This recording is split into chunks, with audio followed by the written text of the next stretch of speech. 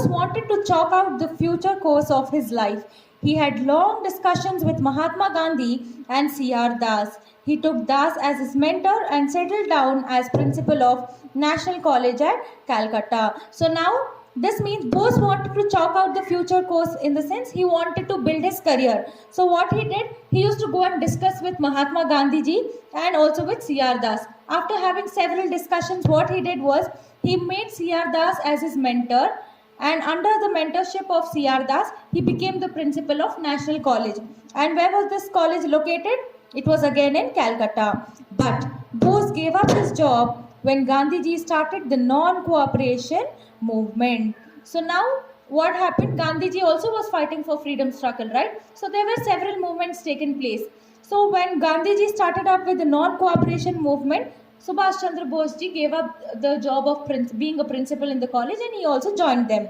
He was arrested by the British for joining the movement. So just because he supported the Freedom for India movement, he was arrested by the Britishers.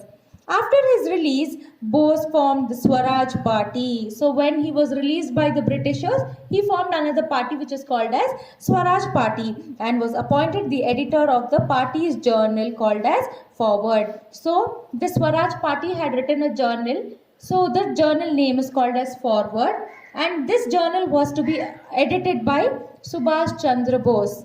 Bose became the executive officer of the Calcutta Corporation in 1924 and gained valuable experience of planning and practical administration. So after editing the journal called as Forward, he became the executive officer of the Calcutta Corporation. So there's a corporation which is called as Calcutta Corporation. He was the executive officer, and he was appointed as an officer in 1924, and he gained valuable experience. This means he became he learned everything very quickly, and he had lots of experience now, both in planning and in practical administration, how to plan, how the administration will work, and how to put it into action. He was very well experienced. Soon the activities of the Swaraj Party were found unbearable by the British, on account of which Bose was in and out of jail repeatedly and fell ill many times. So what happened? Activities of Swaraj Party were found unbearable. Now Swaraj Party started fighting for freedom, right? So what Britishers did? They couldn't bear that. They thought they are going to chase them from India. So what they did? They started arresting Subhash Chandra Bose. Again, arrest him, release him. Because of this, he started falling ill and he was becoming sick every now and then. Bose was a great thinker as well as a man of vision and action. So here, Bose was a great thinker in the sense he used to think and also he was a man of vision and action in the sense he wanted to do something very completely, and also he would put everything into action. Subhas made an impact on the Congress that he was elected twice as the president of Indian National Congress in 1938 and 1939 for the two sessions held at Haripura, Gujarat and Tripura. So what happened? Subhash Chandra Bose ji made an impact on the Congress that he was elected. So in the Congress party, he was elected as the president of Indian National Congress, which can also be called in short form as ING. He became the president over there. When he started presiding, he became an impact for this Congress party, and this was in the year 1938 and 1939, and for the two sessions held at Haripura, Gujarat and Tripura. So there were two meetings held, and these meetings took place in three places called as Haripura, Gujarat and Tripura. In his presidential address, he talked not only of freedom but also reconstruction. So when he was addressing the audience, when he was talking to the audience, he not only told that we should become free from Britishers, he also told how can we rebuild our India. Rebuild in the sense not to break down everything, but how can we make rules and regulations. The need for planning by setting up a planning commission, and of the gradual socialization of the entire agriculture and industrial system. So he told that how planning commission to make our Indian agriculture strong. All these plannings has to be done, and not only this agriculture but also the industries. He wanted to build up the industries. He wanted our India to have good agricultural system and industrial system. So when he was telling to the group of people when they arrived at the sessions, he told we should not only become free from Britishers, but our India should also have a good agricultural system and industrial system. He urged strongly that it was the right time to give an ultimatum to the British government for complete Swaraj. So he strongly wanted. So what Subhash Chandra Bose thought was it was the right time to give a last warning to the Britishers. Ultimatum means giving a warning. He's telling that it was the right time to give the warning to Britishers, telling that you should not be in India anymore. Leave our country and give us complete freedom.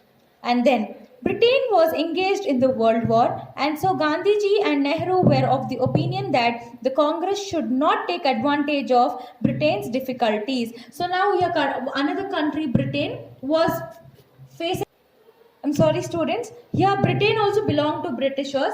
So this Britain was in World War. They were fighting again, and here Gandhiji and Nehru, Jawaharlal Nehru and Gandhiji thought that they were not going to take any disadvantages of the weakness of these Britishers.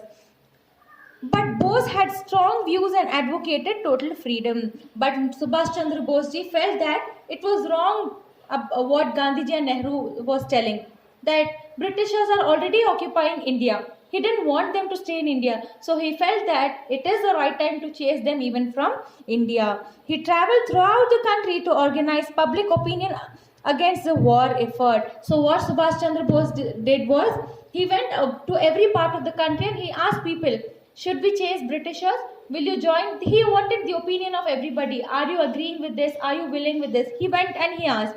So he was arrested on July 2nd, 1940 at Madras. So what happened? Subhash Chandra Bose was arrested again in the year 1940 on July 2nd in the place Madras. On November 26, 1940, Bose went on hunger strike to protest against the ill treatment of prisoners. So now when he was arrested, he saw how badly these Britishers were treating these prisoners.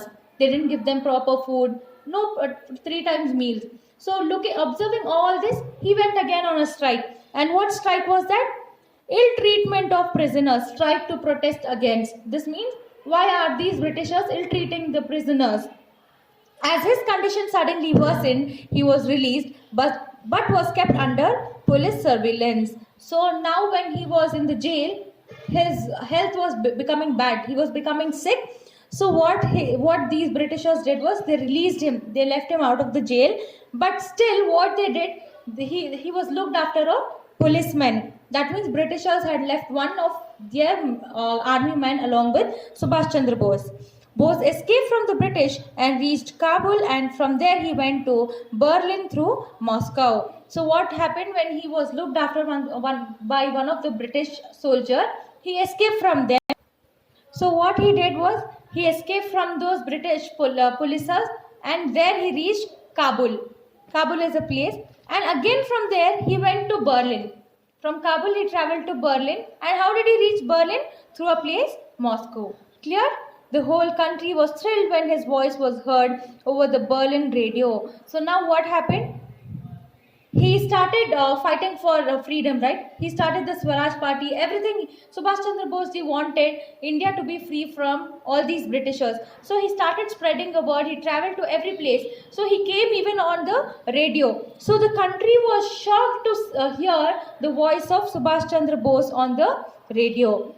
When Japan entered the World War, Subhas left for Japan. He went to Singapore and took over the leadership of Indian independence movement. So now another country, Japan, has taken part in the World War. So as soon as Japan took part in World War, Subhash Chandra Bose travelled to Japan, and over there he went to Singapore. And in Singapore, so what he did was he went to Singapore first, and from there what he did, there was a movement, a group which was labeled as Indian Independence Movement, who was fighting for Indian independence. He took the leadership of this Indian independence movement in Singapore.